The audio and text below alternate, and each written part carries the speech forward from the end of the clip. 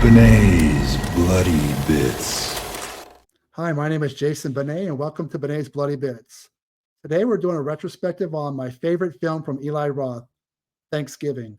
Took forever to get to the screen after Grindhouse was released in 2007. We got it last year. It's my favorite horror film of the year. A sequel has already been greenlit. I brought in Malcolm Harvey to talk about the film, so there's no more room for leftovers, so let's go. Malcolm, in the middle, thank you for coming back to talk about I'm here. Eli Roth. Thanksgiving. Now, before we jump into this gore fest, let's go back to the beginning with Grindhouse in 2007.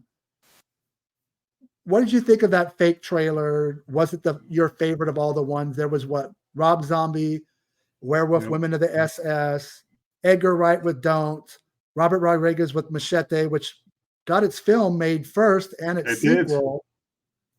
But I think the one that everybody wanted was Thanksgiving. What did you think of that little fake Grindhouse trailer? I really liked it, and I liked all the trailers for the most part. But yeah, I do think they picked the right ones to make into feature films. The Thanksgiving one had me hooked from the get-go, and I was like, if they make a film, I'm in it. You know, I'm watching it. I'm there because it just looks so good, and I really feel like they did a fantastic job with it. Are you surprised that Machete was made right away and its sequel, and it took 16 years to make Thanksgiving into a feature film? The slasher film has had some real highs in the last 25 years. I'm surprised it took that long. Well, you know, when I think about Machete, I can understand why it came out at the time, because we were in a period then where we had things like Devil's Rejects and all these kind of, you know, I don't know how to put it, those Rob Zombie kind of movies, you know, where they weren't clean, they weren't, do you get what I mean? They were Gritty. kind of like, yeah, gritty and grindhousey in a lot of ways. And I feel like so it worked for the better time then. But I think Machete, was it Machete Kills, the second one? Yeah. Yeah, Machete Kills. I think that one was a little bit lackluster because when it came out, it just didn't seem to have the same energy as the first one. And it does surprise me with Thanksgiving, but I think it actually came at the right time, because I feel like if it had come out back then, it would have had a lot more competition than it does now in the slasher genre. And what people need to remember, Grindhouse bombed. It didn't make a lot of money. Do you remember on a home video that they actually separated the releases? There was Planet Terror and there was Death Proof. I mean, eventually you could buy the whole thing like you saw it in the theaters. But I think Weinstein's lost so much money because actually the Grindhouse film wasn't Grindhouse. It wasn't low budget, and it had big stars like Bruce Willis and Rose McGowan. So Kurt Russell. Exactly. So it kind of, I forget the budget, but it didn't make its money back. And I think what it did was Eli Roth was really close friends with Quentin Tarantino. And I really feel like he told him, you want to make some money, start producing films. And there was a period where Eli Roth wasn't directing a lot. He was producing The Last Exorcism and all these other films. What was it? The Sacrament, the Ty West film. Yeah. And I heard rumors there was that film, The Sacrament, that Eli wanted like $1 million to have his name, Eli Roth Presents, because you make more money. It's not that big. But you never know that name, that cult of personality being on top of a poster or a trailer kind of helps sell the film. So I think for a while there, Eli Roth got out of directing, and it wasn't until like Green Inferno, The House with the Clock in Its Walls, the Death Wish remake, he started to get back into director and finding his groove. And I'm curious, when you first saw the trailer for Thanksgiving, were you disappointed that the aesthetic wasn't Grindhouse 42nd Street Forever and was more polished high definition cameras? That's a really good question. It probably, I think, if I think about, I think I was a little bit disappointed. But, as somebody watches a lot of films from different eras, I've learned over the many years to kind of see films for how they are in like the time they're made. So because I see them that way, it makes it different because I always see it as a different way to most people will. But I will say, yeah, it was slightly disappointing. But I My still initial, think, it could have been, you got to remember as well, but if it's made now or made, then, it's, it's never going to be, because it was filmed then, to people anyway. I really think that Spyglass went to Eli Roth and said, look, we'll make this film, but it's got to be set in present day with cell phones, it needs to look like a current film. And it goes back to the box office of Grindhouse. It didn't do well. And while initially I was disappointed it didn't have that aesthetic, I got over it real quick. I was like, you know what? The movie probably wouldn't have got made if Eli Roth would have said, you know what? I want it to look like 1983. Exactly. And I think that it actually, and having watched the film, it absolutely works better as a contemporary horror film with it does. the technology, like, the woman, her hand getting stuck to the freezer and then ripping off the skin off her finger. It was her face, wasn't it?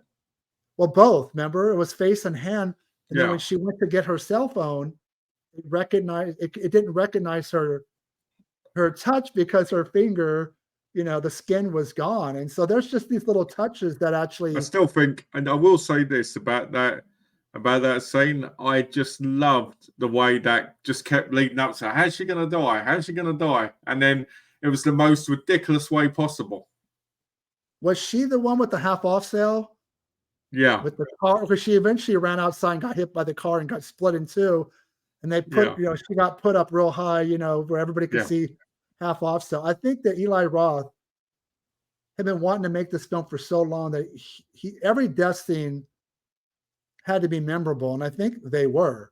I mean, not that they hadn't been done before, but just that they went for the gore. I mean, for an R-rated film, it easily could have had cuts to it and been edited, and it's not. Every death scene is violent and gory. I just love it wasn't a PG-13 kind of movie, because I feel like if it had been, the movie wouldn't have been as good as it was. Thank God. I mean, I'm sure that when they sat down and negotiated the contract, that they said, look, we can't make it look old school, but we want, we're going to make it R-rated. I think that's a Spyglass thing, having made the Scream sequels, 5 and 6. Probably the greatest movie company to ever exist now. Yes, folks, you can go watch our other video where we talk about Scream 7. I will put that in there. But Spyglass, we love you. Sponsor us. You liked all the death scenes. Was there a favorite? My favorite death scene probably is the turkey. I just love that. When she's at the table, when she's been, and he's doing I just love that. And if we're all sitting there, just the fact that he's glazing her and everything.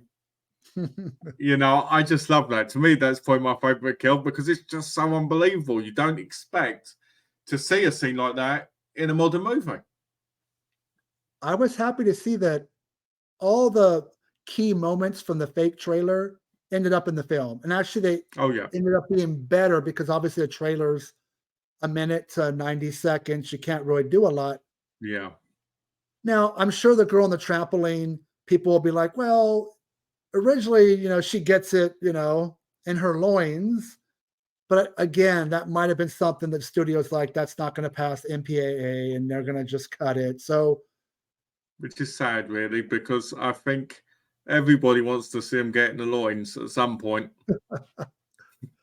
Well, but they did recreate that scene like no time had passed, right? When you watch it on screen, you get a little bit quick butt shot, and then he goes into it. And it's obviously a little bit different than what we saw, but I thought the kills were great, and they were. They didn't I feel like they outdone a lot of slashers over the last 10 years, because the problem with a lot of slasher movies now is they're so repetitive on how the kills happen, but they kind of become lost in each other. Like, oh, had that person kill? Oh, they got an axe to the head. Oh, that person got a nail gun to the face, this, and you're like, okay, but what film? And the person will go, oh, that guy was in, do you know what I mean? It's when you think of this, you know immediately, if someone said, oh, woman split in half, you'd like, yes, because Eli Roth was smart enough to make it where each death also had a continuation somewhere that stuck something in your head, like the half off sound. Well, he's of our age, so he grew up in that 70s, 80s slasher films. I know he's a big fan of Blood-Sucking Freaks, and he just seems to get it. And I feel like they've been wanting to make this film forever, and it was like letting a kid go loose in a candy store, just like, okay, I can do what I want, and we could just play in this, sandbox and have fun. And when I saw it in the theaters, it wasn't a lot of people, but it seemed like the people that were in there got it, were excited. Yeah. It was violent, but not brutal to the point that it was mean-spirited. I think there was still a fun campiness to it. And I think that went over well. I mean, I dug it. When I saw it in the cinema, everybody got really excited at the first part. So much so we all started smacking each other around the face, and and I made sure to go and get a shopping trolley from down the road and run in and hit somebody, and no, well, in all seriousness, so I think people really got into this movie because it was exactly what we've wanted for years. It felt like a real movie from the past, but updated and given what it needed to be. It had the silliness and the cheesiness, like at the end, but then it also had the perfection of each kill. The revelation was perfect, even though if you didn't see that coming, you were a little bit of a muppet because it's a bit obvious, right?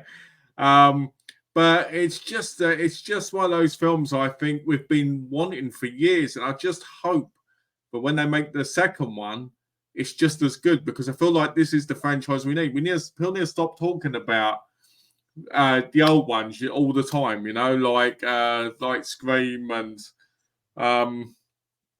these other ones. Don't get me wrong, they're all great, but we need some new ones.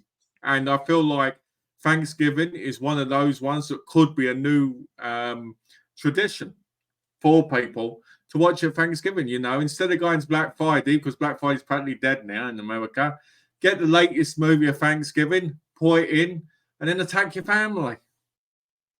You're right. In America, Black Friday, I think people watching the opening of the film with the Black Friday and people crushing to get in there.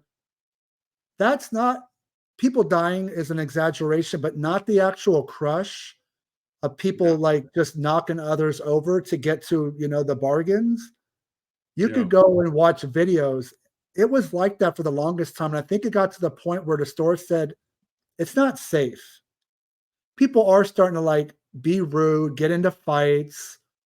So you're right. The last probably 5 years, it's not like that. But for the longest time, Black Friday was this on Thanksgiving, we're all kind, peace on earth, yada, yada, yada. The next day, we're throwing elbows to get that Blu-ray player or that 4K player or that new TV at a discounted price. It wasn't even that big of a discount. No. But it did used to be that way, and I would always avoid shopping. I don't care what the price discount is. I will go online. I will not go in stores and deal with people. I haven't been in the malls probably 10 years. I just don't want to deal with people. If I can avoid it and have it, like I know you're expecting a delivery on your doorstep, it's a lot nicer than having to go out and look for it. It is unless it's from Amazon where everything comes damaged. That's true, because they're really cheap. There's this billion-dollar company that just puts bubble mailer, right? So it gets thrown around. And Stupid. Even they put still books in them, and you're like, this ain't even bubbled. Yet the boutique labels who don't have anything money-wise compared to them can put it in a box, then bubble wrapped 2 or 3 times. So I agree. Makes no sense. What did you like of the main cast? For me, they were not familiar faces, which was kind of nice. Except for Patrick Dempsey, Gina Gershon, and there was one more. There was one more familiar face. I can't put the name on it. I know there were the two big ones for me. Right. But I did like the I fact was that the sad when main Gina cast, Gershon died at the beginning. That really annoyed me. yeah, well, it's a pivotal point in the film, even though she does die early. I used to have a real thing for her when I was younger, when watching Bound In Showgirls, and wasn't she? Showgirls. There you go. Yeah, I wonder why you had an issue, why you liked her on Bound. I can't imagine why. Yeah, no, that was You know, in case people don't know, that's coming out in 4K soon, so jump on it. But yeah, go on. yeah, I'm sure you're gonna jump on it all right. I'm going to jump on it, all right. That's why there's holes in the discs. But yeah, But the main cast, I like the main girl, attractive. Her acting was good. yeah, She was believable. yeah. Obviously, a lot of them are just cannon fodder. Filler, They're aren't going to end they? A up lot of them are dead. just there to be killed. I liked her boyfriend. You know, the one that disappears after he Oh gets yeah, his hand damaged. the I baseball liked player. him, and I liked the red herring, but they were trying to make him look like he was the killer. It was obviously he wasn't, but and it was obvious that the other guy she was dating wasn't going to be either. But I will say this: I thought Patrick Dempsey was great. I loved how he went from just being like this really kind of nerdy, friendly policeman to then being like this really crazy kind of nerdy, weird policeman. You know, like I'm gonna come and get you and all this. You know, he went all pantomiming. So you caught on really early that that's well, because basically you can narrow it down to the Black Friday scene and Yeah. what innocent people died. They're going to want revenge. So you can narrow it down to like a couple people and figure out it's got to be one of them. Well, the only person that really got messed over really was him and her husband in that scene. I mean, think about people got injured, people thinking, but the ones we cared about. So you know, I mean, I'm glad, and I love the twist at the end as well, where they go the usual twist we get where it goes. Nobody would have survived in there, and there was no bones, no bodies in there, and you're like, do do do do do do do, and you just want Patrick Dempsey to come up with that, you know, that plastic thing that blows up, the blow up thing, and come Yeah. up with it like melted on his face, going game over, and walking out. That'd be brilliant. And I'm I think you're okay supposed with to think. Oh, sorry, Kane. I was going to say, I think we're supposed to believe that he exited as one of the firemen because the way they zoomed in on the fireman. and I'm okay with I won't say who the killer is, even though we kind of said who it is, but I don't mind knowing kind of early, figuring it out because I think about some of the slasher films we grew up with, and they just told us right away. When you watch The Burning, Yeah, you know it's this guy, Cropsey, and he's in the hospital after getting burned by these dumb kids, and he comes back because you're in it for the gore, the violence, the exploitation, and there yeah, is a mystery. I give them at least credit for attempting. I do like the fact that it ends almost like Friday the 13th. You know, every time one of those films yeah. ended, there was an opening for the next one. And then the next film would do the same thing. And I There kind of was. like that. It leaves it. Obviously, it got greenlit because Spyglass, it didn't cost very much to make. The profit was really good before it ever hit home video. So people, so you know, there is going to be a Thanksgiving too. I believe Eli Roth is writing Yeah, it now. I'm guessing probably Thanksgiving of 2025 we'll see it. That sounds like realistic. yeah, because it would be a bit short now, wouldn't it? I Yeah, I mean, mean, if we're we're already getting Saw 11 this year, it's going to be next year, isn't it, for that? and also I think this is the greatest Thanksgiving horror film ever. Now, granted, it doesn't have a lot of competition because let's just go back. There's Home Thanksgiving? Sweet. Well, there's Thanksgiving 1. They skipped it. There was no 2, and there's a joke they made 3, and that's the gobble gobble motherfucker, right? The That's the best one. oh, you're smoking something, dude. No, it's not.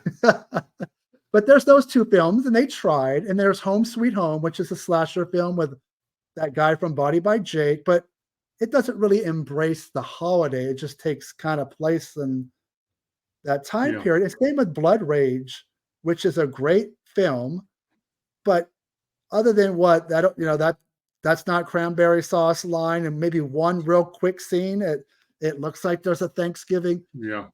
Eli Roth film from beginning to end It's screams. Thanksgiving. This is absolutely Thanksgiving, from a parade to the killer's outfit. John Carver is a great original design and look. I It's a think brilliant look. it has become somewhat iconic. I've already seen people, Halloween mask, and it's, with Eli One thing to Roth. say about that mask. One thing to say about that mask quickly, not to cut in, is I love the bit where when he's got them all, he burns the mask and puts it on his face. Like he's got that, you know what I mean? Like now he can reveal like this really dark, twisted, burnt side that's inside him to them. I really like that. They gave the character, who John Carver is in the town of Massachusetts. And I think it's become popular with people. I think that mask has done well. I could see people come next Halloween doing well. I'm not saying it's Freddy or Jason big, but it's definitely. I think it's better than both of them, to be honest, right now. I mean, to me, it's not just the best Thanksgiving horror film ever. I really think it's Eli Roth's strongest work. A lot of people will say, Yeah. Cabin Fever, his first film, I think it's a good movie, but I don't think it's his best by far. I would even put Clown? Hostel. Oh, the one he produced? Yeah. Clown. I mean, he's done some strong stuff producing, but as far as directing, I he's thought been he a lot directed it. busier. No, you sure? I thought he did. I could be You wrong. need to. No, I think the guy that directed the last couple Spider-Man films directed Clown. Eli Roth was just a producer. But you could fact check me right now. Go ahead. I'm going to have a quick look, everybody. Please be right, so I know. No, I'm going to put down. Yeah. I'm going to put down some money right now that he did not direct it. So you ready to lose some money? How much money are you pointing down? Your whole fucking collection. My whole collection. Eli Roth did not direct. All right, we're going to say. All right, here we go. I'm going to have a lot of movies, man. Say. Ooh, he produced it. All right, man. When do you want to ship those, man? You want to send those parcel by boat? Hey, by I didn't ship? say yes. I didn't say yes. You're the one who said your collection. I didn't say mine. You didn't say anything until you saw who directed it. You're like, oh, okay. But no. Well, we'll make mistakes. Where do you rank Thanksgiving as far as all the films he's directed? Is it his best for you? You know what? Let me have a quick look, since I didn't get that right. You got Cabin Fever, Hostel 1 and 2. Yeah. Oh, I like Knock Knock. I like Knock Knock. I wonder why. The two beautiful women that come knocking on. It's my favorite scene in that is when they're in the shower with Keanu Reeves. Oh my word! But anyway, I think Thanksgiving would go at the top. Probably Hostel, the first one. I like the second one, but I feel like that one has a really silly ending.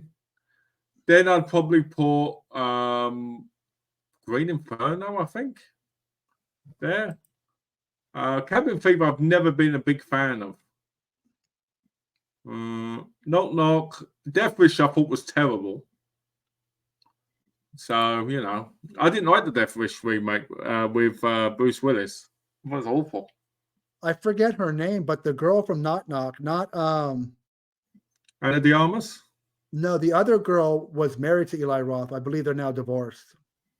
Oh, I wonder why he married her. She was the lead in Green Inferno. She was in Knock Knock, and I think she even had a small part in The House with the Clock in Its Walls, which I like that film. It's kind of like Eli Roth's Spielbergian Amblin 80s film. It's not horror, it's fantasy, it's Jack Black's in it. And I think that one kind of people don't mention it much because it's not horror, but it's kind of like all these different genres put together. I haven't seen it, but I've always seen it on the shelf. I didn't know it was Eli Roth. Yeah, well, exactly, because it's not straight up horror. It's I want to say it's the last film he did before Thanksgiving. He did Thanksgiving, House. Maybe He did Knock Finn. Knock. There was one called Finn, which was a documentary directed just before Thanksgiving. And then So Borderlands, because he's doing a Borderlands movie based off of the games. yeah, that trailer just came out. That ironically was shot before Thanksgiving, and what all the trades said was this: Eli Roth, there was some reshoots that had to be done on Borderlands, and Eli could not shoot them because he had to go start filming Thanksgiving.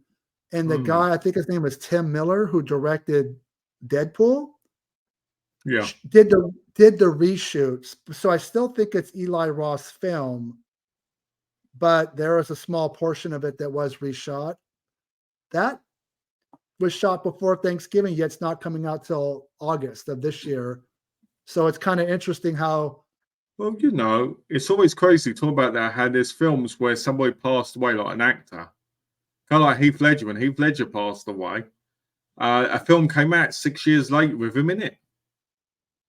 Because they just hadn't released the movie. It's so weird when you go to the cinema and you see a film, and you're like, hold on, this came out this year, because they're put on the back burner. Well, yeah, the Borderlands trailer, when I went to go see Ghostbusters Frozen Empire a couple days ago, the trailer played before it, and I could see where it would take longer. It's a lot. It's like, it's a Lionsgate, but it's a big budget, was a video game adaptation with a lot of special Yes, effects. big, yeah. Kind of looks like, it's Guardians a of the massive game Galaxy. franchise. So, but I look forward to it. My daughter got excited when she saw the trailer, probably because there were girls kicking butt, and it kind of looks crazy and bizarre, and the colors are, it's a colorful movie and kind of comic book style violence. So it looks like something she could go see. I'll go see it. I love horror, but I also want to support people when they do things that are not in the genre. That, if it's action. I mean, look at James Gunn. Started at Troma, directed Slither. Now the guy's freaking, running things over at Warner Brothers and is, directing. That's crazy. Nobody would have thought that. Directing the new Superman, right now as we speak. He's doing, on Instagram, I saw he's posting updates. So, I mean, that guy went from, we're talking Troma, Lloyd Kaufman, no budget, to, Slither, working his way up, and then obviously the Suicide Squad, and doing bigger budget films to the point they're like, this guy's running the show over at Warner Brothers, and some people seem to be. It just shows you can go from nothing to something big at any time. But he doesn't forget his roots. Lloyd Kaufman ends up in a cameo. He was even in a cameo in Peacemaker, that television show with John Cena. Oh yeah. Lloyd pops up. There's a shop or a restaurant that says Henenlotter's or something, which is referencing Frank Henenlotter. So he's made the big time, but he's not forgetting where he came from. Or something like Peter Jackson. He respects the people that bought him there. Peter Jackson seems to have forgotten his brain dead, bad taste, Meet the Feebles roots, and doesn't really, he's off making. Well, you know what? We've forgotten about him and all. So, oh well. I mean, I don't ever think about that guy. Yeah. So Thanksgiving 2, where would you like to see them go with it? More of the same? I'd like it if it was the same killer. We come back for revenge, kind of like they were going to do with My Blade Valentine 2, where the town has changed, but an older version of the killers come back to get revenge, except on the kids of the previous, but their parents are still around, obviously, and it becomes like the nightmare that they thought was gone, but it's come back because it's Thanksgiving. You want to see the original cast, the main cast come back up? Would you like that? Or new people? Yeah, but in an older role with kids. So it's kind of like, like kids that are like teenagers and they're older. And he comes back and he's going to be like, I'm going to take revenge on these kids because of their parents and what they did. But along the way, the parents kind of get killed off and the kids kind of stop him. That sounds like a Nightmare on Elm Street. Yeah, kind of.